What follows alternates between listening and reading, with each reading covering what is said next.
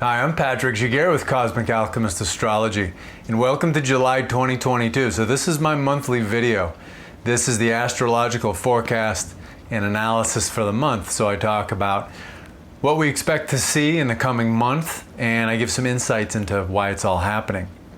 And if you notice that the placements of planets within signs and degrees seem to be wrong, it's because I'm using sidereal Vedic astrology, so not the mainstream Western tropical astrology.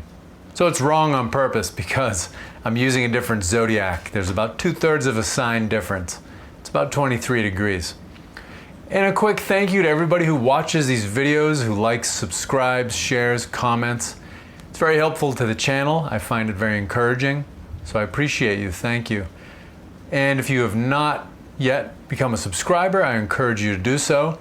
You'll get an alert every time I upload a new video, and you'll be able to stay updated with my new content. So let's get into the topic here. So it just keeps getting more interesting. And in my opinion, looking back later in the year and in coming years, we'll look back at July 2022 as a very memorable month. So what we're going to see this month, we're going to see a bit of a changeover. So there's a little celebration in the beginning. People are feeling smug, they're feeling self-righteous, particularly people who play the polarity game. So the left versus right, or if you're an American, Democrat versus Republican, labor versus conservative, that whole sort of thing. People who are really invested in that game, they're going to be feeling smug and self-righteous, or they're going to be lamenting what they perceive as defeats to their party or their self-interest group, special interest group, or their little faction. And then as the month goes on, things are going to get a little crazy. Things are going to get violent. And to me, this is because Mars is right about where it was in the summer of 2020. So Mars is back in Aries. So during that late spring, summer 2020, we had a lot of rioting going on in the country. It was in the middle of the lockdown. But the political clowns, the political puppets on the reality TV shows, they said, well, you should stay home and stay safe unless you're going out to riot for a left-wing cause. Then you can go out and, don't worry about the masks and don't worry about the social distancing. It's all good. So we're kind of going back to that place. Just Mars and Aries, people kind of lose their shit. It gives us the ability to get things done, but in our world, regardless really of nationality and religion and race and all that stuff, people have been raised to be disempowered. So they don't understand, they don't appreciate the power they have over their own lives and the ability they have to change their lives and to get things done. So what they do is they attach themselves to political parties and churches and things like that. And so these organizations, even education, politics, religion, it basically teaches people to blame something. It reinforces a victim mentality. So yeah, this Mars and Aries, it's great potential energy to build things, to basically do a house cleaning in our own lives or in our own world, because Mars is warrior energy, athlete energy. It's like engineers, builders, surgeons. Mars can be helpful in healing too, because surgeons, they cut your body open, they remove things or they fix things. So it's like the life-giving sword. It's like a constructive form of destruction. So Mars has is giving us a lot of available energy that we can use, but most people, because they feel disempowered, they feel like victims, they want to blame somebody for everything in their lives and in the world they don't like. A lot of people aren't going to seize this energy, so instead they're going to get swept up in some powerful person's cause. And they're going to get this half-ass explanation that, well, we care about you and we love you, now go out there and riot and go smack some people with a different skin color on the head because they're bad, evil, privileged people. People are going to get swept up. So this is going to be a month of headstrong behavior, headstrong energy, stubbornness, reactivity, and basically volatility and potential violence. So, yeah, especially when we reach July 12th, the celebration's going to start kind of fading. People are going to start losing it a little bit. So to start this month off, everybody's heard about this planetary alignment that's taking place. So basically, I'm making this video on the 3rd of July. Yesterday, on the 2nd, on Saturday the 2nd, you had what? 7 planets at home in their home signs. So Saturn in Aquarius, it's retrograde. It's at 0 degrees of Aquarius, ready to go to Capricorn. Jupiter, 13 degrees of Pisces. So Saturn in its home sign, Jupiter in its home sign, Mars at 4 degrees of Aries in its home sign, Venus at 17 degrees of Taurus in its home sign, Mercury at 1 degree of Gemini in its home sign, and Moon was in Cancer yesterday. So, yeah, what is that? 1, 2, 3, 4, 5, 6. 6 planets at home. So that was a big day. And people have been writing news articles, and it's just something that's been out there in various forms of media about this planetary alignment. If you look up in the sky, you see basically this row of planets because those signs are all right next to each other. You know, Aquarius into Pisces, into Aries, into Taurus, into Gemini, and into Cancer. So it's a great sort of activator. It sets potential energy because these planets are all in their home sign. And just as a reminder, you have these planets in the heavens, but then we have planets within us. And really the planets in the heavens are projections of our internal forces within our own minds, within our own souls. So having these planets in their home signs, basically these forces within us and outside of us are able to express themselves very well, and they have a lot of energy. They feel very comfortable. But especially when you're talking about personal planets, so Mars, Venus, Mercury, and Moon versus the social planets, so the outer planets, Saturn and beyond, Jupiter and beyond, Jupiter, Saturn, Neptune, Pluto, Uranus, we call those the social planets. They rule society more. So especially with these personal planets, these inner planets in their home sign, they're able to express themselves very well. They feel very comfortable. They feel very energized. And we can get a lot done having sort of this energetic support, this divine support. But this can make people squabble. This can make people very self-righteous and just ready to squabble and fight. And it sort of takes away people's ability to see the forest through the trees. You know, and this is something, it's in America, it's in the whole Western world too. You have special interest groups, and people are just fighting for their own cause at the expense of everyone else very often, and at the expense of all the other causes. People don't so much get together. And this was a divide and conquer strategy that was launched during the Cold War and really got into full swing in the 1960s. So what you have often with these special interest groups is you got a veterans group, you've got feminists, you've got groups for different religions and races and sexual preferences and, you know, all of the 48 genders that we have now. And these people will just very hard-headedly fight for their own cause at the expense of everyone else. And this is because a lot of the time they're all trying to get government funding, and they want the biggest possible piece of the pie. So basically it's like the feminists don't care about the veterans, and then the veterans don't really care about the racial issues and the gender issues, and they're just fighting for their own group. So these little groups tend to do this. So that's a good example of how this works. You know, these groups get lobbyists, and, you know, they're kind of cutting each other's throats and just trying to get as much government funding as possible for their programs.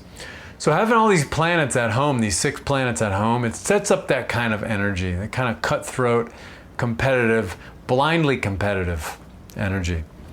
So yeah, so they'll be assertive and they'll be expressive, but they can sort of have the blinders on, be very short-sighted, and really be out for instant gratification. So that's something we have to keep our own egos in check. Everybody needs an ego. It's basically your personality, which helps you interface with the 3D world. But it needs to be serving your soul. It can't be hijacking the whole show. If it hijacks the show, then people get caught up in bickering and squabbling and fighting, you know. So, yeah. But again, powerful time for manifestation because these planets are at home. So, you know, Mars is our energy, like I said. Venus is friendship, romance. It's our desire to enjoy all the sensual experiences in life and in the world. Mercury is the intellect. And then the moon is basically the intuitive, emotional consciousness. So, yeah, very powerful for manifestation, but we have to keep our egos in check. Keep our egos in the right place. Make sure ego is the servant and not the master. So, yeah. And then we're getting into July 12th. So July 12th, that's when the retrograde Saturn goes into Capricorn. So this is interesting because of this and because of some things that are happening later in the year. I think this is a bit of a turning point, and I consider this to be the beginning of the end for the elites, aka the deep state, aka the Illuminati, you know, all that shit. I think this is the beginning of the end. I think they've already lost. It's just a question of how long it's going to take to mop them up and to clean them up. I think really the major battle has already been won by the people because they don't have enough people just scurrying and freaking out about their little mass media psyops. They don't have as many people freaking out as they need. They've got about 30% of the population buying into it. Another 40% can kind of go either way, and they're losing less and less of that share of the population.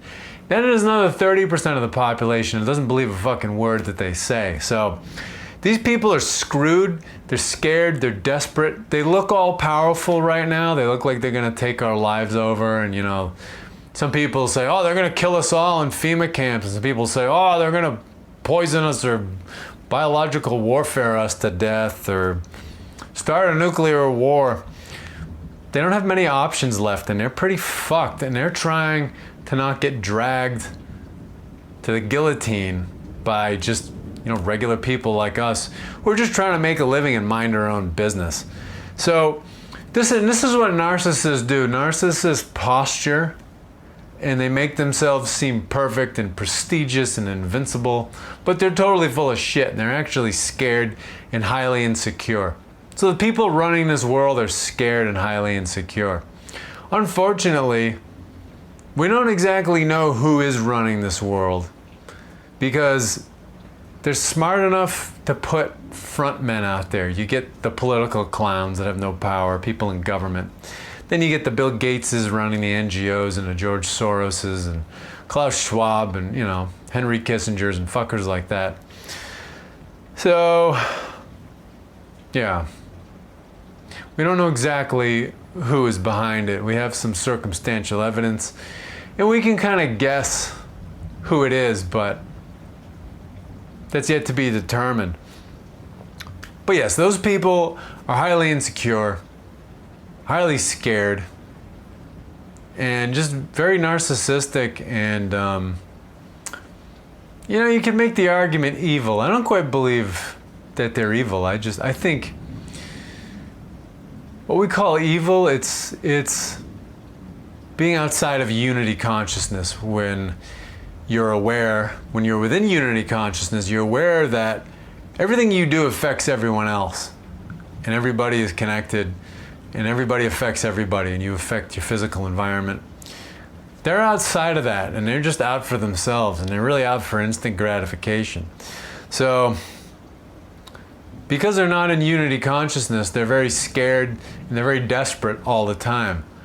And they're paranoid fantasists.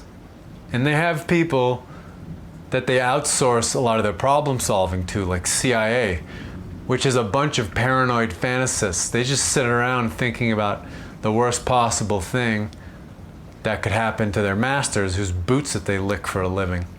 So, yeah, these people are fucking desperate, and I don't want to say they're going to try anything, but they're making some last-ditch attempts here to not lose control.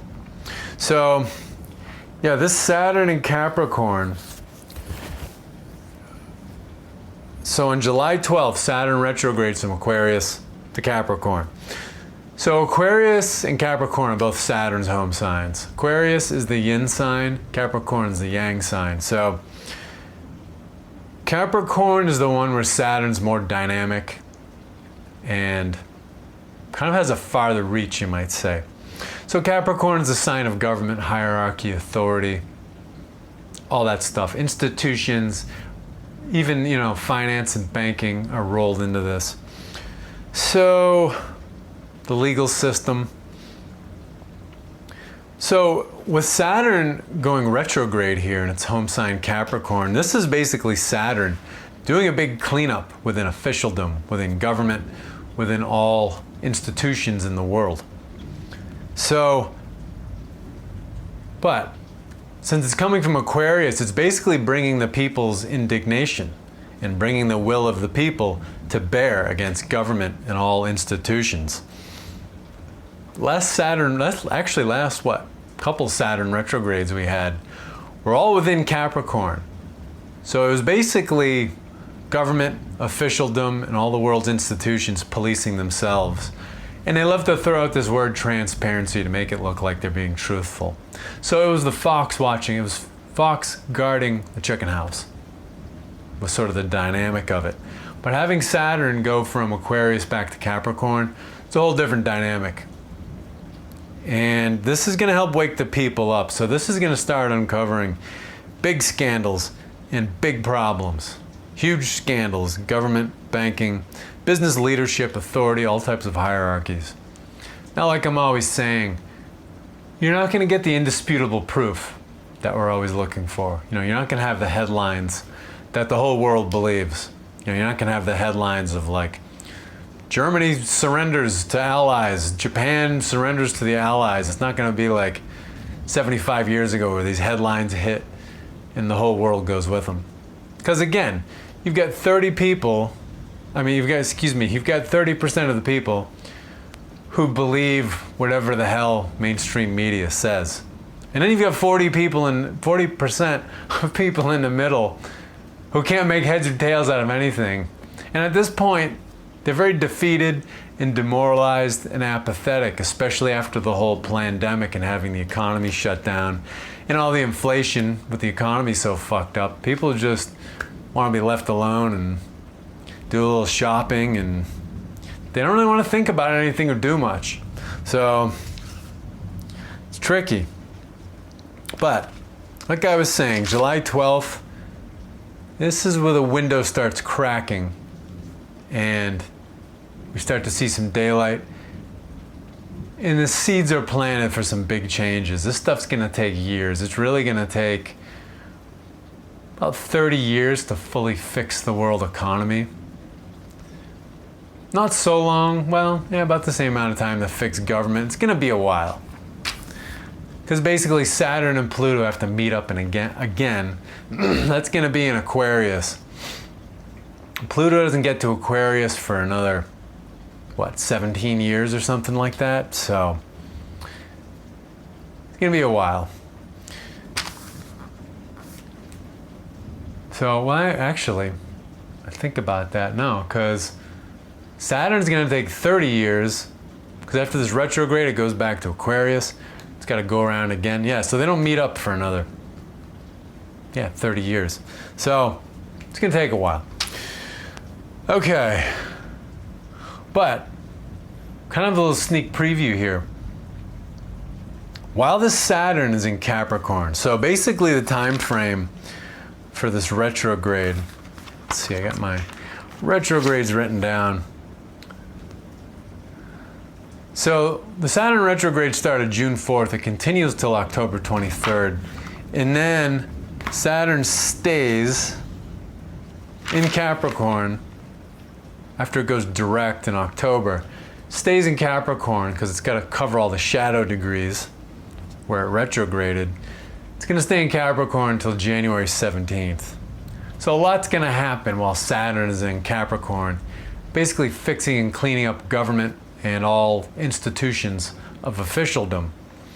So during this time, I think we're going to see possibly changes in leadership, especially here in America. Joe Biden, Kamala Harris, they're going to have some big scandals.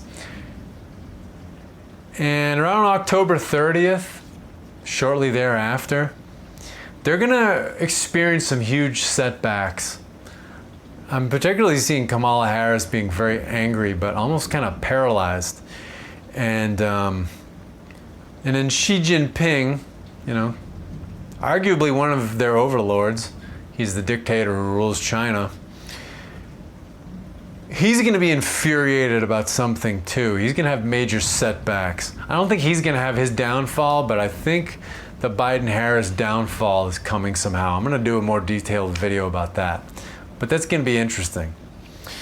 So, yeah, this July 12th, the very beginning to the intro of the end. So, yeah, stay tuned. So yeah, again, at July 12th, it's when people go from smug to just totally angry.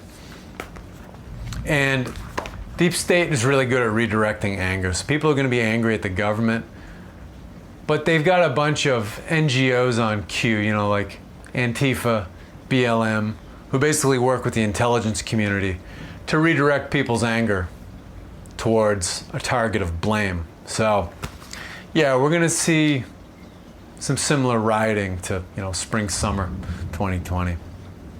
But I will say, while Saturn is doing this retrograde,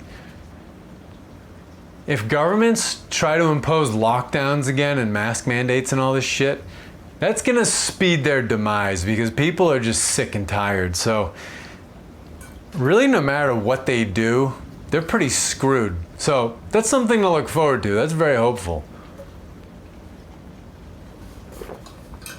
So basically at this point, the harder they clamp down, the more they're going to get hammered.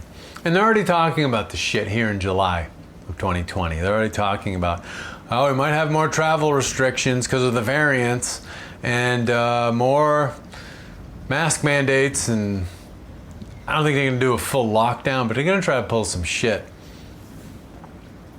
You know, no mention of the fact that people who chose to be pharmaceutical experiments with the new cocktail, it's probably their bodies that are producing variants, but, you know, can't talk about that really.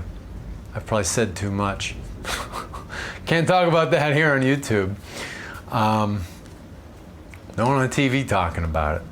But yeah, the stronger these people try to clamp down, the closer their end is going to be. They're going to speed their own demise. So they're kind of in some quicksand here. They got their fingers in the Chinese finger cuffs. I'll get more into that sometime. So jumping ahead, not a whole lot of transits going on, but the ones happening are big. July 28th, about 4:30 p.m. Eastern Daylight Time, Jupiter stations, goes into retrograde. So this is an interesting one. So Jupiter is in Pisces. It's in its home sign.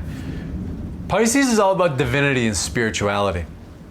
So what's interesting here, you get a Jupiter retrograde, which I want to say in June 2021 did a retrograde. So when you get Jupiter retrograde in the summertime, it tends to put a damper on summer fun. So summer's pretty close to over by this point, you know, by the time you get through July, almost into August, but Probably something like that going on. Travel restrictions could come around then. Because Jupiter is expansion and optimism, and it can deal with long distance travel because it rules both Sagittarius and Pisces. So could have some travel restrictions this summer, could put a damper on the summer fun. If that happens, it has a big silver lining. It is a golden opportunity. It's basically an opportunity to go deeper into the spiritual dimension within yourself and within this world. If you haven't done this already, it's time to discover it. So there's always a silver lining. And then too, you've got Neptune also in Pisces, which is the co-ruler of Pisces, along with Jupiter. So, and Neptune deals a lot with divinity and spirituality as well. So could be a golden opportunity if the world slows down again and kind of clamps down. Use your time wisely. Don't so much look for stimulation outside yourself, but, you know, go deeper into yourself and find the strength, find the answers. So, and then we get to July 31st. This is the last day in the month and the last day of significance that I want to talk about. So on July 31st, got a bit of a rare conjunction coming. And a conjunction like this hasn't happened since 1855. But the one here on July 1st, 2020 is even stronger. So what is this? So July 31st, well, we got some thunder here. So the thunder god or the archangel of the east, whatever you want to call it, I think approves of my message. So that's nice. So yeah, July 31st, 11:40 p.m. You get a conjunction in Aries between Rahu, Uranus, and Mars. So we haven't had a conjunction like this in Aries between Rahu and Uranus since 1855. It was around March 15th, so the Ides of March, 1855. And the Ides of March are notoriously kind of a treacherous day. So in March 1855, what was coming was an election in Kansas. So you may have heard in history about Bleeding Kansas. So Bleeding Kansas was basically a border war between Kansas and Missouri during the 1850s. And it was what really planted the seeds for, and I think precipitated, the American Civil War that kicked off in 1861, in April 1861. I don't want to go into too much detail because I don't want to keep you here forever, but what Bleeding Kansas basically was Missouri was a slave state. In Kansas, there was a plan to bring Kansas in as a free state. And this had to do with the Missouri Compromise that was reached by Congress in the 1840s. The Missouri Compromise was an agreement to help keep the balance between the slave states and the free states in the United States of America. So basically, both the slave states and the free states didn't want to be dominated by the other. So this compromise basically said for a slave state to come into the Union, a free state had to come with it to keep the numbers balanced. Or if a free state came in, a slave state had to come in with it. But there were people in Missouri who wanted to see Kansas become a slave state. And the interesting thing here that's not really taught is that when you go back to the 1800s and you have this conflict between slave states and free states, it really came down to money. So when you say like plantation owners or even factory owners in the slave states, they didn't want to pay people because you can maximize your profits if you don't pay people. And then in the free states, they knew they couldn't compete in the market with the lower prices that products from slave states would sell for. Because in the free states, you had to pay people for working. I mean, there were scams back then. They would use orphans as slave labor, but children can't work like adults. So really, in the 1800s, the whole abolitionist movement, it wasn't quite what it looked like. So just regular people, who worked for a living, who were abolitionists. It was about human rights. It was about human dignity and about treating people fairly and equally for them. But for the wealthy abolitionists, like the ones in Boston, say like the Shaw family or the Delano family. So if you've heard the name Delano before, it's because FDR, Franklin Delano Roosevelt, the president, that was his middle name. That was his mother's family. And these people, they were abolitionists, but they were notorious profiteers. They made a fortune off the opium wars, so selling opium to addicted people in China. They did shit like that. They owned, slave ships. They did all kinds of crazy shit. So these wealthy abolitionists, they were invested in a lot of businesses that had a hard time competing with the ones from the slave states. Because again, if you don't have to pay your employees, you can sell things for cheaper and still make a profit. So it was a big corporate thing. And another thing that was going on, these wealthy Boston merchant families, they came up with and they bankrolled the system that we live under now. And we're all basically slaves in it. So the 14th Amendment after the Civil War opened the door to this. So basically, here in America, and pretty much everywhere in the world where you have income tax, the government lays claim to a sizable portion of your labor. So this is basically a protection racket. But it's a form of slavery, because if you don't do it, you get thrown in jail, even though here in America, they call it voluntary. So these powerful banking and merchant families in the North, these anti-slavery abolitionists, wanted to implement the system we have today. So, yeah, it's not always what it looks like. So anyway, let's get back to Bleeding Kansas. So Kansas was going to come into the Union as a free state. So then you had people they called border ruffians. They're basically thugs from Missouri, were coming into Kansas, and they were conducting raids and burning towns down, burning houses down. They were beating people, murdering people. And then they started committing election fraud. So you had people coming in from Missouri posing as residents of Kansas in voting for pro-slavery candidates.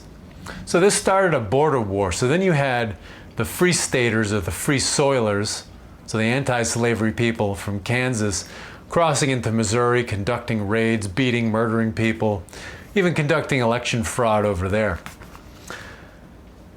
So this whole Bleeding Kansas incident, the commonality you had from then in 1855 to now is Rahu and Uranus conjunct in Aries.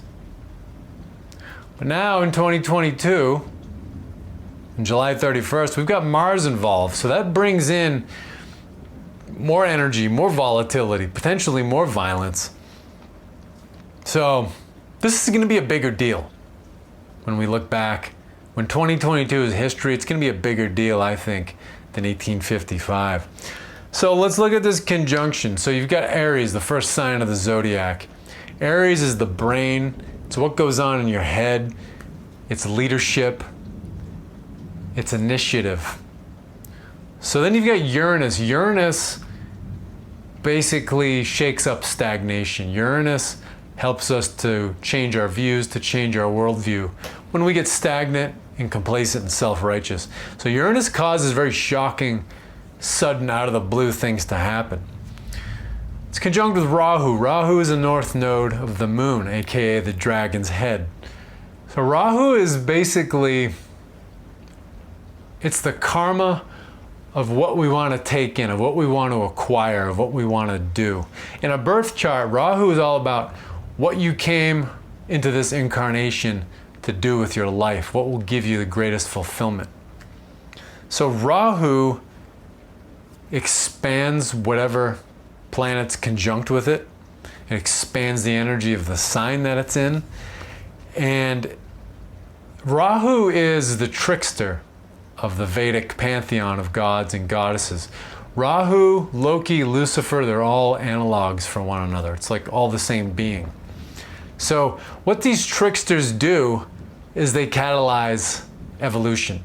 So when people are self-righteous, complacent, lazy, stagnant, apathetic, they bring about changes. So the trickster kind of does sneaky things. It basically leads us into our own ego traps. So we fall into an ego trap and we see that, we were dropping the ball, we were lazy, we were complacent. But more importantly, we see that the way we were doing things can't continue and we have to change.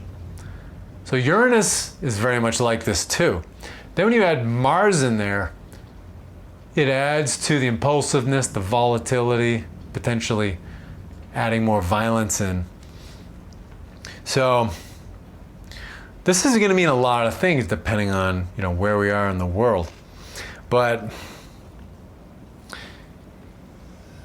yeah, this having Rahu, Uranus, and Mars all in Aries, this can make people headstrong, stubborn, willful, and very impulsive. So this is a great time for elites who are in government, who run NGOs, so people like Bill Gates, George Soros, Klaus Schwab, all those kind of people, or even people in the intelligence community who run mass media and who put out propaganda. This is a great time for them to mislead people, to get people to do very impulsive and violent and foolish things, like getting them to riot, getting them to go out and take out their anger on people of a different color, for example, no matter which color they are. Especially with all the racial issues we're dealing with in the world, it's a good time for racially motivated violence, potentially, for politically motivated violence. And another thing we have going on too, we have the Supreme Court basically in this whole political news theater. They're playing the bad guy because both parties are completely corrupt and incompetent. So even though the Democratic Party controls the White House, they control both houses of Congress, they still can't get anything done because they suck just as much as the Republicans and they're just all incompetent. So they can't get their way. So then they need to use the Supreme Court as bad guys to basically get the people all pissed off and to distract them from what they're doing and from how much the economy sucks, basically. And yeah, and it distracts people from all these failing narratives, so the COVID narrative failed, Ukraine failed. It looks like the whole alien ET threat narrative is failing. So they need something. They need some kind of distraction, some kind of a redirection and a safety valve for the people's anger. So yeah, they overturned the Roe v. Wade decision, which doesn't really make a huge difference. We have a different culture than we did, 1979? So yeah, they're just trying to get people scared and pissed off, and they're getting people who are gay or transgender or whatever to think that the Christian conservatives are coming to lynch them, which they're not. So yeah, this is a great day to basically be used for cannon fodder by the elites, because they're gonna get people who belong to these special interest groups and these social causes to go out and riot and do a bunch of dumb shit, really. So yeah, hell of a day. I think that's everything I wanted to say about that. Oh, the other thing I wanted to say too, with this conjunction in Aries, it's similar to back during the days of Bleeding Kansas in 1855. This may cause something to happen with election fraud. So either there's going to be serious talk of election fraud during the midterms, so the November 2022 elections, or the talk of election fraud from the 2020 presidential race is going to be reelected. You know, and of course it'll be complete disinformation, total conspiracy theory, because nobody who funds and sponsors the news wants any of that talked about. So yeah, they're gonna say it's all conspiracy theory, all disinformation. Oh, Russia did it. Well, you know what? Pretty much every election is rigged. You know, even people who are pretty universally recognized as, like, you know, good presidents, like JFK had help from the mafia to fix that election. Everybody does it because all of these politicians are beholden to organized crime. Organized crime helps them with the unions and all kinds of different things. Helps them get votes. So yeah. And organized crime, it's not just cheesy like Sicilian mafia people, but organized crime, it's also people who are high-level corporate executives who also make money through illegitimate business. So these are all people who donate to political campaigns. So politicians are pretty dead in the water without donors. So yeah. There's going to be some talk of election fraud one way or the other, and there's going to be some violence around it, you know, as a reaction to it. So we'll see what happens. So I'm going to leave July there. I think that was fairly thorough. Thanks for tuning in. If you've not had a reading with me, I strongly recommend you get one.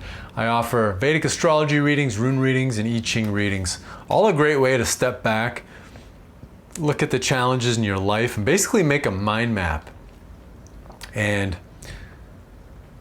see where your strengths and weaknesses are within your own mind, within your own psyche. And I also have some Qigong videos for sale for download.